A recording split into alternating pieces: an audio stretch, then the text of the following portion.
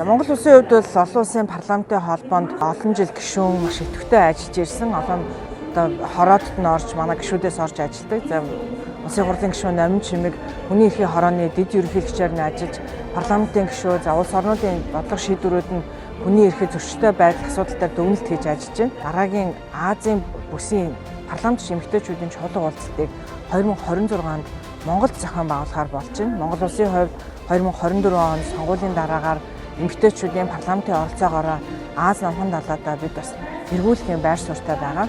Тэм учраас эмэгтэйчүүдийг шийдвэр гаргах төвшөнд, парламентын төвшөнд дэмжиж оролцуулах эрх зүйн талаарх бас энэ томоохон хилцүүлгийг Монгол улсад 2026 онд зохион байгуулахаар төлөвлөж байна.